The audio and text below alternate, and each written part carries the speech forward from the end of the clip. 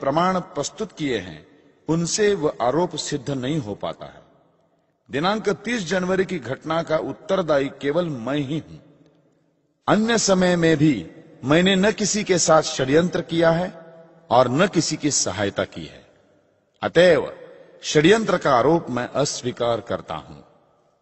बताना आवश्यक समझता हूं कि मैं दिल्ली क्यों और किस प्रकार आया। इस बात को तो मैं सदा बिना छिपाए कहता रहा हूं कि मैं गांधी जी के सिद्धांतों के विरोधी सिद्धांतों का प्रचार कर रहा हूं। मेरा यह पूर्ण विश्वास रहा है कि अहिंसा का अति प्रचार हिंदू जाति को अत्यंत निर्बल बना देगा। इसलिए मैंने निश्चय किया कि सार्वजनिक कार्य में लगूं और अपने जैसे विचारों के व्यक्तियों का संगठन करूं। इस दिशा में मैंने और आप्टे ने मिलकर काम किया और एक दैनिक पत्र अग्रणी प्रकाशित किया। हम लोग गांधी जी की अहिंसा के ही विरोध में नहीं थे। पश्चात प्रार्थना सभाओं में गांधी जी ने जब अपने विकृत राजनैतिक विचारों को प्रकट करना प्रारंभ किया, तब मैंने और मेरे सहयोगी श्री आप्टे ने यह निश्चय किया कि हम गांधी जी के कार्यक्रमों का शांतिपूर्वक विरोध करें। हमने ऐसे प्रदर्शन पंचगनी, पूना, बंबई और दिल्ली में किए। हमारे और गांधी जी के सिद्धांतों के बीच बहुत बड़ा अंतर था। यह अंतर बढ़ता ही गया। गांधी जी के इशारों पर चलने वाली कांग्रेस ने जब 15 अगस्त 1947 के दिन देश का विभाजन स्वीकार कर लिया, तब मतभेद और भी बढ़ गया। इस विषय में मैं विस्तार से बताऊंगा। 13 जनवरी सन 1948 को मुझे पता लगा कि गांधी जी एक और अनशन करने का निश्चय कर चुके हैं।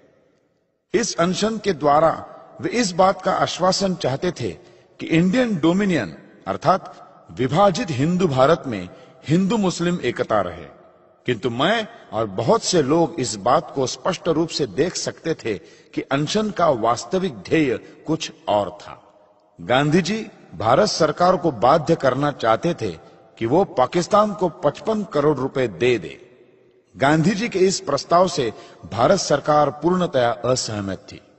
इस विषय में श्री आप्टे ने परामर्श दिया कि गांधी जी की प्रार्थना सभाओं में लगातार विरोध प्रदर्शन करने चाहिए। मैं इस प्रस्ताव पर सहमत तो हो गया, किंतु मैं जानता था कि ऐसे प्रयत्न सर्वथा निरर्थक होंगे। फिर भी इसके अतिरिक्त उस समय कोई और उपाय नहीं था। इसीलिए हमने ऐसे प्रदर्शन करने का निश्चय कर लिया और इस निश्चय के साथ हम बंबई गए। यहां संयोगवश मुझे एक शरणार्थी मिला जो शस्त्र बेचता था। उसने मुझे एक पिस्तौल दिखाई। मुझे वो पिस्तौल पसंद आ गई और मैंने उसे खरीद लिया। यही वह पिस्तौल थी जिससे मैंने गांधी जी को निशाना बनाया। अभियोजक कहते हैं कि मुझे वीर सावरकर ने मार्गदर्शन किया और यदि उनका प्रोत्साहन न होता तो मैं गांधीवध न कर पाता। मैं इस बात को अस्वीकार करता हूं। उनके कथन में असत्यता है। ऐसे सत्यविहीन, न्यायविहीन आरोप पर मैं तीव्रतर प्रतिरोध करता हूं। उस आरोप में मेरी संतुलित बुद्धि का और प्रज्ञा का अपमान है। अभियोजकों का यह कहना है कि मैं किसी के हाथ की कठपुतली हूं, वस्तुस्थिति के विपरीत है। प्रत्युत वह सत्य का विपर्यास है। मुझे हिंदुत्व का अभिमान था। मैं ज्यों-ज्यों बड़ा होता गया स्वतंत्रता पूर्वक सोचता रहा। मैं कट्टरपन पर नहीं जमा रहा। इसीलिए मैंने छूत छात और जन्मगत जातीयता को मिटाने का प्रयत्न किया। मैंने जाति पाति विरोधी दल में काम किया और इस निश्चय पर पहुंचा कि सब हिंदू बराबर हैं, चाहे वे किसी भी जाति में उत्पन्न हुए हों और चाहे उनका कोई भी व्यवसाय हो।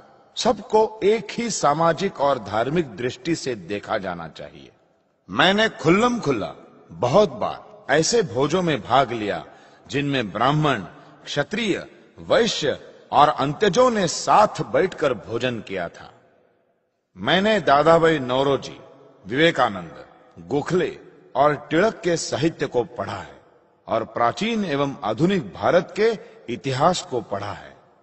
साथ ही संसार के बड़े बड़े देशों इंग्लैंड, फ्रांस, अमेरिका और रूस के इतिहास को भी पढ़ा है। केवल यही नहीं, प्रत्युत मैंने समाजवाद और रूस के कम्युनिज्म पर भी पुस्तकें पढ़ी हैं।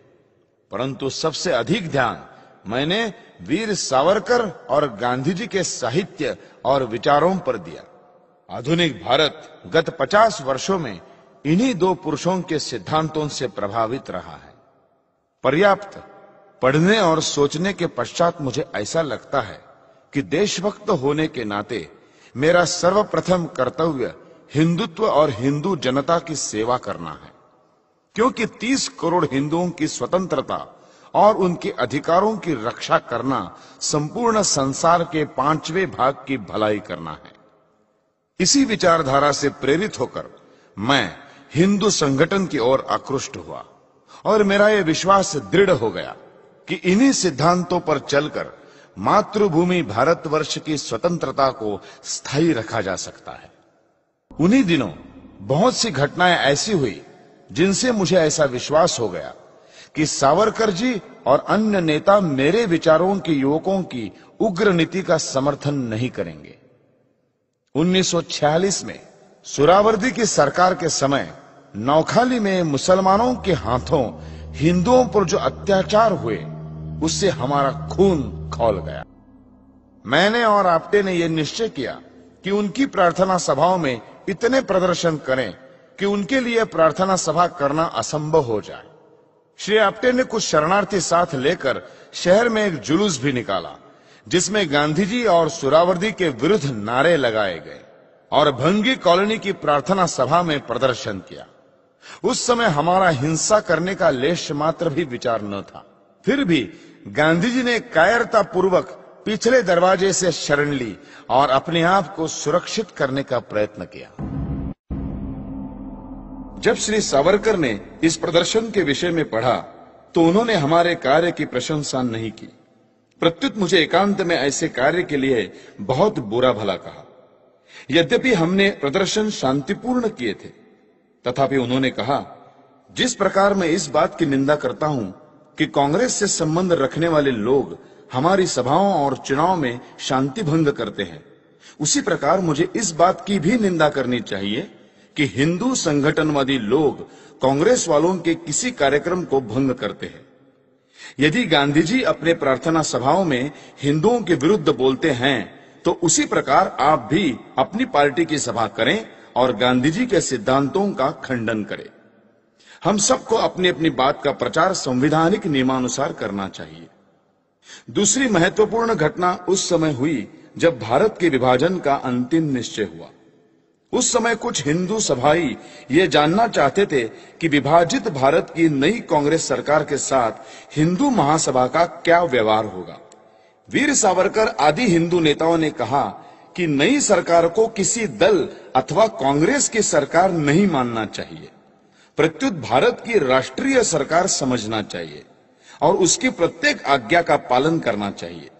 उन्होंने कहा कि पाकिस्तान बनने का उनको दुख तो अवश्य है, परंतु फिर भी नई आजादी की रक्षा करने के लिए और उसे स्थायी रखने के लिए नई सरकार को सहयोग देना ही हमारा ध्येय होना चाहिए। यदि नई सरकार को सहयोग न दिया तो देश में गृहयुद्ध हो जाएगा।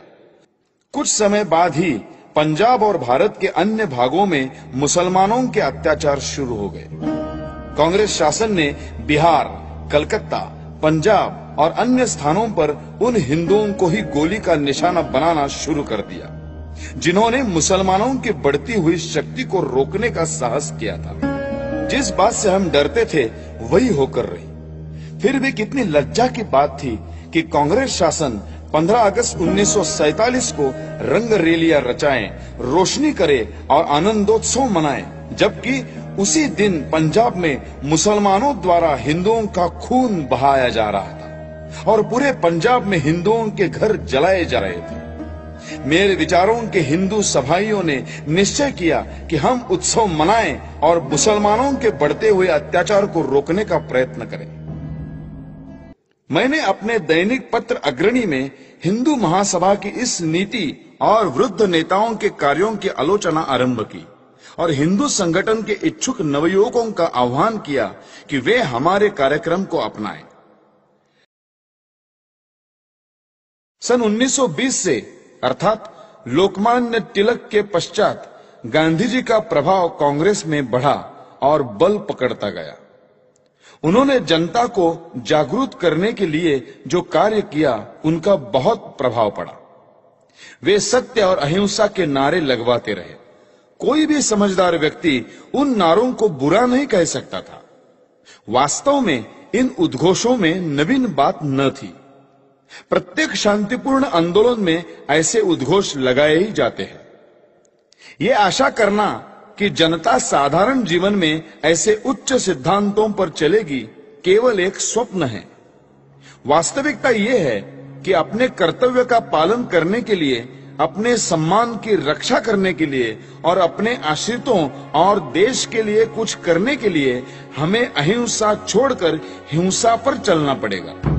मेरा अटल विश्वास है कि अत्याचारी का सामना शस्त्रों से ही किया जा सकता है। अत्याचारी शत्रु का शस्त्रों से दमन करना मैं पवित्र समझता हूं। श्री रामचंद्र ने सीता को मुक्त कराने के लिए रावण को मारा। श्री कृष्ण ने कंस के अत्याचारों का अंत करने के लिए कंस को मारा। महाभारत में अर्जुन को भी बहुत ऐसे व्यक्तियों को मारना पड़ा जिनमें उनके बहुत से निकट संबंधी भी थे। यहां तक कि पूजनीय भीष्म पितामह को भी मारना पड़ा, क्योंकि वे अत्याचारी के पक्ष में थे। यदि कोई राम, कृष्ण और अर्जुन को हिंसक समझता है तो उसको मानवता के सिद्धांत का ज्ञाता नहीं कहा जा सकता। ऐसा कहना चाहिए कि उसे संसार की कार्य प्रणाली का ही ज्ञान नहीं है। वो छत्रपति शिवाजी की ही वीरता थी जिसने भारत में यवनों के अत्याचार को रोका। शिवाजी ने जिस प्रकार अफजल खान को मारा वो बिल्कुल ठीक तरीका था, अन्यथा अफजल खान शिवाजी को मार डालता। गांधी जी शिवाजी, प्रताप और गुरु गोविंद सिंह की निंदा करते थे और उनको गलत पथ पर चलने वाला कहते थे और इस प्रकार अपने बौद्धिक दिवालियापन का प्रमाण दे रहे थे। गांधी जी 1914 में इंग्लैंड से आए और उसी समय उन्होंने देश के राजनैतिक जीवन में प्रवेश किया। दुर्भाग्य से श्री फिरोज शाह मेहता और श्री गोखले, जिनको गांधी जी अपना गुरु कहते थे, शीघ्र ही स्वर्गवासी हो गए। गांधी जी ने अपना कार्य अहमदाबाद में साबरमती नदी के किनारे एक आश्रम खोलकर प्रारंभ किया। सत्य और अहिंसा के जयघोष कराए। उन्होंने स्वयं इस बात को बहुत बार स्वीकार किया कि वे अपने सिद्धांतों के विरुद्ध कार्य कर जाते हैं। मुसलमानों को खुश करने के लिए उन्हें अपने सिद्धांत जब तोड़ने पड़ते थे तो वे इसमें कभी नहीं चूकते थे। सत्य और अहिंसा वैसे तो बहुत अच्छे सिद्धांत हैं, परंतु उनको जीवन में बरता जाए तभी तो वो अच्छे कहलाएंगे। शिवा बावनी पर प्रतिबंध। गांधी जी ने शिवा बावनी जैसी साहित्यिक और ऐतिहासिक रचना पर भी प्रतिबंध लगवा दिया कि उसे लोगों के बीच न पढ़ा जाए। शिवा बावनी 52 छंदों का एक संग्रह है जिसमें छत्रपति शिवाजी महाराज की प्रशंसा गाई गई है और इस बात का वर्णन है कि किस प्रकार उन्होंने हिंदू धर्म और राष्ट्र की रक्षा की। शिवा बावनी में एक छंद है कि यदि शिवाजी न होते तो सारा देश मुसलमान हो जाता। सुहावर्दी को संरक्षण।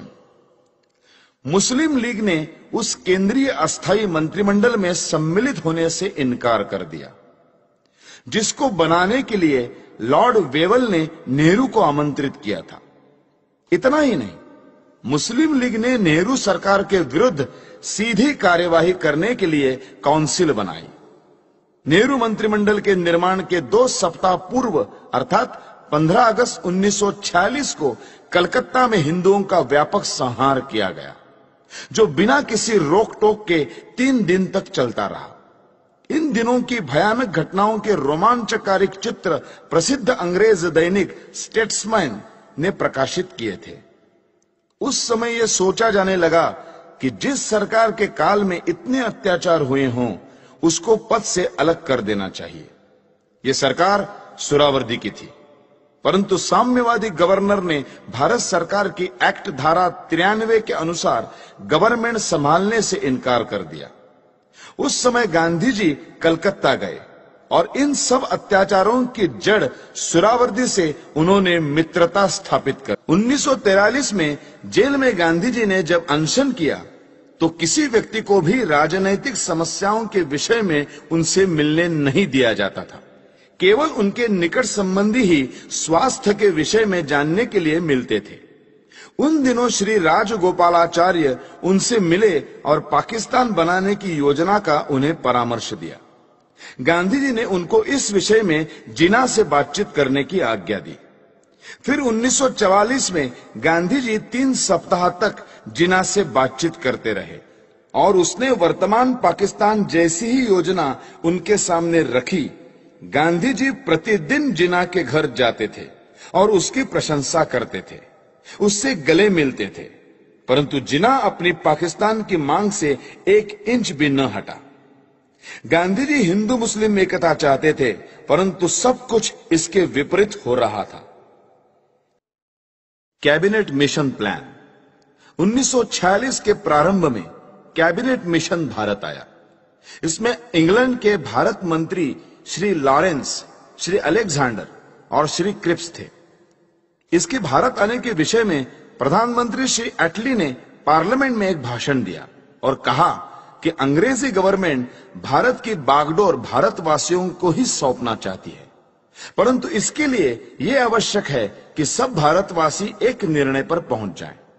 मिशन का घोषित कार्य सब दलों में संधि कराना था, परंतु जो कुछ मिशन ने किया वह भारत के लिए बहुत हानिकारक था। कांग्रेस संगठित भारत चाहती थी, परंतु कांग्रेस को अपने ध्येय और अपनी मांग पर आत्मविश्वास न था। दूसरी ओर जिन्ना विभाजित भारत चाहता था और अपनी मांग पर अड़ा हुआ था। इन समस्याओं को सुलझाने में बहुत कठिनाई दिखाई देती थी। इसलिए मिशन ने सबसे बात की और फिर 15 मई 1946 को अपने निर्णय की घोषणा कर दी। मिशन ने प्रकट रूप में तो संगठित भारत के प्रति शुभकामनाएं प्रकट की, किंतु प्रकारांतर से अपनी योजना में पाकिस्तान के पूर्ण अंश भर दिए। उसने 6 धाराएं ऐसी रखी जिनको मानने पर भारत के 2 टुकड़े हुए बिना नहीं रह सकते थे। चाहे ये विधान परिषद चुने हुए व्यक्तियों से बना हो, फिर भी उसके द्वारा पूर्ण स्वतंत्रता का विधान नहीं बनाया जा सकता था। कांग्रेस भारत छोड़ो आंदोलन की असफलता के बाद इतनी निराश हो चुकी थी कि वो कोई भी ऐसी योजना मानने को तत्पर थी जिसमें तनिक भी राष्ट्रीयता की झलक हो। इसलिए इस योजना को स्वीकार करके कांग्रेस ने प्रकारांतर से पाकिस्तान मान लिया, परंतु योजना में पाकिस्तान का शब्द न होने से वह संतुष्ट थी। कांग्रेस ने योजना को तो स्वीकार कर लिया, परंतु केंद्रीय सरकार बनाने को तैयार न हुई। अंत में कांग्रेस को सरकार बनानी पड़ी और बिना शर्त सारी योजना को स्वीकार करना पड़ा। जिन्ना ने अंग्रेजों को अन्यायी बताकर उनकी निंदा प्रारंभ कर दी। उधर मुस्लिम लीग ने सीधी कार्यवाही प्रारंभ की। बंगाल, पंजाब, बंबई और अन्य स्थानों पर मुसलमानों ने ऐसे रक्तपात, लूटपाट और अग्निकांड किए कि इतिहास में कहीं भी उनका उदाहरण देखने को नहीं मिलता। हानि केवल हिंदुओं की ही हुई। कांग्रेस जिन्ना की शरण में। अगले वर्ष ही कांग्रेस ने जिन्ना के सम्मुख आत्मसमर्पण कर दिया। पाकिस्तान मान लिया गया। जो कुछ उसके पश्चात हुआ वो सबको भली भांति ज्ञात है। गांधी जी फिर मुसलमानों का पक्ष लेते रहे। जो लाखों हिंदू लूटे पीटे नष्ट हुए, इस महात्मा ने उनके लिए एक शब्द भी न कहा। वह स्वयं को मानवता का सेवक कहता था, किंतु उसके लिए मानवता के एकमात्र प्रतीक मुसलमान थे। हिंदू उसकी मानवता के क्षेत्र में नहीं आते थे। इस विचित्र साधु वृत्ति को देखकर मुझे आघात पहुंचा।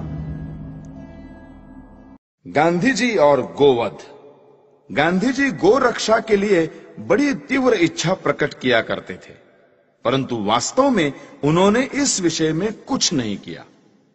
प्रार्थना सभा में वे जो भाषण देते थे, उनमें एक भाषण में उन्होंने स्पष्ट रूप से ये मान लिया है कि वे गो रक्षा में असफल रहे हैं। उनके उस भाषण का अंश नीचे उद्धृत है। आज राजेंद्र बाबू ने मुझे सूचना दी है कि उनके पास 50,000 पोस्ट कार्ड और 25-30 हजार के लगभग तार आए हैं कि गोहत्या को कानून द्वारा बंद कर दिया जाए। इस विषय में मैंने पहले भी एक बार कुछ कहा था। पता नहीं इतने पोस्ट कार्ड और तार क्यों भेजे गए हैं। इनका कोई लाभ नहीं है। भारत में गोहत्या रोकने के लिए कानून नहीं बनाया जा सकता। गांधी जी राष्ट्रपिता के नाम से पुकारे जाते हैं, जो अत्यंत सम्मान का पद है, पर वे पिता का कर्तव्य पालन करने में असफल रहे। उन्होंने तो बड़ी निर्दयता से राष्ट्र के 2 टुकड़े कर दिए। यदि वे सच्ची आत्मा से पाकिस्तान का विरोध करते तो लीग कभी भी इतनी सुदृढ़ता से ये मांग न रख पाती और अंग्रेज पूर्ण प्रयत्न करके भी इसे न बना पाते। देश की जनता पाकिस्तान बनाने की घोर विरोधी थी, पर गांधी जी ने जनता को धोखा दिया और मुसलमानों के पाकिस्तान का पिता सिद्ध किया है। इसलिए मैंने भारत माता का एक पुत्र होने के नाते अपना कर्तव्य समझा कि ऐसे व्यक्ति का अंत कर दिया जाए, जिसको कहा तो जा रहा है राष्ट्रपिता, किंतु जिसने मातृभूमि का विभाजन करने में सर्वाधिक हाथ बटाया है। गांधी जी के अहिंसा सिद्धांत के अनुसार हमें अत्याचार सहन करते जाना चाहिए और शस्त्र या शारीरिक शक्ति से प्रतिकार नहीं करना चाहिए। गांधी जी की अहिंसा उस सिंह की अहिंसा है जो उस समय अहिंसा का पुजारी हो जाता है जब वो सहस्त्रों गायों को खा पीकर थक जाता है। कानपुर में गणेश शंकर विद्यार्थी को मुसलमानों ने निर्दयता से मार दिया था। गांधी जी उनका उदाहरण देकर कहते थे कि इस प्रकार अहिंसा पर चलकर अपना बलिदान कर देना चाहिए। मेरा विश्वास है यह अहिंसा यानी नपुंसकत्व देश को नष्ट कर देगी और पाकिस्तान भारत पर आधिपत्य जमा लेगा। मुझे स्पष्ट दिखाई देता था कि यदि मैं गांधी जी का वध करूंगा तो मैं जड़ मूल से नष्ट कर दिया जाऊंगा। लोग मुझसे घृणा करेंगे। मेरा सम्मान जो मुझे प्राणों से अधिक प्रिय है नष्ट हो जाएगा। किंतु साथ में मैं ये भी जानता था कि गांधी जी सदा के लिए विदा हो जाएंगे तो देश की राजनीति में शस्त्र प्रयोग और प्रतिकारात्मक कार्यवाही को स्थान मिलेगा। देश शक्तिशाली होगा।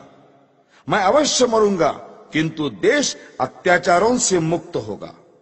सब मुझे मूर्ख कहेंगे, पर देश ऐसे मार्ग पर चलेगा जो उचित होगा। यही सोचकर मैंने गांधी जी का अंत करने की ठानी। मैंने अपना निर्णय किसी को नहीं बताया। 30 जनवरी 1948 के दिन मैंने गांधी जी का वध किया। मेरे पास कहने को और कुछ नहीं है। यदि देशभक्ति पाप है तो मैं पाप मानता हूं। मैंने पाप किया है। यदि प्रशंसनीय है तो मैं अपने आप को उस प्रशंसा का अधिकारी समझता हूं। मुझे विश्वास है यदि मनुष्यों द्वारा स्थापित न्यायालय से ऊपर कोई और न्यायालय होगा तो उसमें मेरे कार्य को अपराध नहीं समझा जाएगा। मैंने देश और जाति की भलाई के लिए यह काम किया है। मैंने उस व्यक्ति पर गोली चलाई जिसकी नीति से हिंदुओं पर घोर संकट आए और हिंदू नष्ट हुए। वास्तव में मेरे जीवन का उसी समय अंत हो गया था जब गांधी जी पर गोली चलाई थी। उसके पश्चात मैं अनासक्त जीवन बिता रहा हूं। मेरे लिए संतोष का विषय है कि मुझे कोई पश्चाताप नहीं है। हैदराबाद की समस्या में अकारण देर हो रही थी। सरकार ने गांधी जी के मृत्यु के बाद शस्त्र शक्ति से इस समस्या को ठीक रूप से सुलझा दिया है। भारत की आधुनिक राजनीति और सरकार अभी तक तो ठीक प्रकार से चलती हुई जान पड़ रही है। गृह मंत्री ने कहा है कि देश के पास प्रचुर युद्ध सामग्री होनी चाहिए। ऐसा विचार प्रकट करते हुए उन्होंने ये नहीं कहा कि वे गांधी जी के सिद्धांतों पर चलकर ये सब कुछ करेंगे। यदि वे ऐसा कहें तो केवल अपने मन के संतोष के लिए कहेंगे। ये याद रखना चाहिए कि यदि आधुनिक शस्त्रों का प्रयोग करके ये कहा जाए कि गांधी जी के अहिंसा सिद्धांत पर चला जा रहा है, तो हिटलर, मुसोलिनी, चर्चिल या रूजवेल्ट के देश रक्षा के ढंग और गांधी जी के अहिंसा सिद्धांत में कोई भेद नहीं रह जाएगा। मैं यह मानने को तैयार हूं कि गांधी जी ने देश के लिए बहुत कष्ट उठाए। उन्होंने जनता में जागृति पैदा की। उन्होंने स्वार्थवश कुछ नहीं किया, परंतु दुख यह है कि वे इतने ईमानदार नहीं थे कि अहिंसा की हार को स्वीकार कर लेते। मैंने दूसरे भारतीय देशभक्तों और नेताओं के भी चरित्र पढ़े हैं जिन्होंने गांधी जी से अधिक बलिदान किए हैं। कुछ भी हो, गांधी जी ने देश की जो सेवा की है उसके लिए मैं उनका आदर करता हूं। उन पर गोली चलाने के पूर्व मैं उनके सम्मान में इसीलिए नतमस्तक हुआ था, किंतु जनता को धोखा देकर पूज्य मातृभूमि के विभाजन का अधिकार किसी बड़े से बड़े महात्मा को नहीं है। गांधी जी ने देश को छल कर देश के टुकड़े किए, क्योंकि ऐसा न्यायालय या कानून नहीं था जिसके आधार पर ऐसे अपराधी को दंड दिया जा सकता। इसीलिए मैंने गांधी को गोली मारी। उनको दंड देने का केवल यही एक तरीका रह गया था। यदि मैं यह न करता तो मेरे लिए अच्छा ही होता, परंतु स्थिति बहुत खराब हो गई थी और मेरे हृदय में इतना अधिक क्षोभ था कि मैंने सोचा कि गांधी जी को स्वाभाविक मृत्यु से नहीं मरने देना चाहिए। संसार को पता लग जाए कि इस व्यक्ति ने अन्यायपूर्वक राष्ट्र के साथ छल करके भयानक रूप से देश के एक संप्रदाय का जो पक्ष लिया है उसका दंड भोगना पड़ा। मैंने इस समस्या का अंत इसी प्रकार करना चाहा, क्योंकि इसी से लाखों निर्दोष हिंदुओं का जीवन बच सकता था। गांधी जी की जो अहममयी प्रवृत्ति इस पवित्र भूमि के पुत्रों के लिए घातक सिद्ध हुई, उसके लिए भगवान उन्हें क्षमा करे। मेरी न किसी से कोई शत्रुता है, न किसी के प्रति कोई दुर्भावना। आप मेरी इस भावना को जिस प्रकार देखना चाहे देखें, और इस भावना के परिणाम स्वरूप मेरे किए हुए इस कार्य को देखकर जो दंड उचित समझे दें। इस विषय में कुछ कहने की मेरी इच्छा नहीं है। मैं किसी प्रकार की दया नहीं चाहता। मैं ये भी नहीं चाहता कि मेरी ओर से कोई दया की याचना करे। इस अभियोग में बहुत से मनुष्यों को मेरे साथ इस अपराध में ले लिया है। उन पर आरोप है कि उन्होंने षड्यंत्र रचा। इस विषय में मैं पहले ही कह चुका हूं कि इस कार्य में मेरा कोई साथी नहीं था। स्वयं मैं और केवल मैं ही इसका उत्तरदायी हूं। यदि दूसरे लोग इसी दोष के लिए नहीं खड़े किए जाते तो मैं अपने लिए बचाव भी न करता। न्यायालय को मालूम है कि 30 जनवरी 1948 के कृत्य से संबंधित साक्षीदारों की परिपरीक्षा यानी क्रॉस एग्जामिनेशन न ली जाए, ऐसी मेरी इच्छा थी और मेरे विधिज्ञों को भी मेरा वैसा आग्रह रहा था। इससे मैं अपने लिए बचाव नहीं कर रहा, यह स्पष्ट होगा। अंत में मैं ये कहना चाहता हूं कि जो वक्तव्य मैंने दिया है वो सत्य और शुद्ध है। प्रत्येक बात संदर्भ ग्रंथों को देखकर तैयार की गई है। मैंने सरकारी समाचार पत्र, इंडियन ईयर बुक, कांग्रेस का इतिहास, गांधी जी की आत्मकथा, समय समय पर प्रकाशित कांग्रेस के बुलेटिन, यंग इंडिया और हरिजन की फाइलें और गांधी जी की प्रार्थना सभा के भाषणों से ये वक्तव्य तैयार करने में सहायता ली है। मैंने ये लंबा वक्तव्य इसलिए नहीं दिया है कि लोग मेरे कार्य को सराहें, बल्कि इसलिए दिया है कि लोग मेरे विचारों को भली भांति जान जाए और किसी के मस्तिष्क में मेरे विषय में कोई भ्रांत धारणा न रहे। भगवान करे हमारा देश फिर अखंड हो और जनता उन विचारों का त्याग करे जो अत्याचारी के आगे झुकने की प्रेरणा देते हैं। भगवान से यही मेरी अंतिम प्रार्थना है।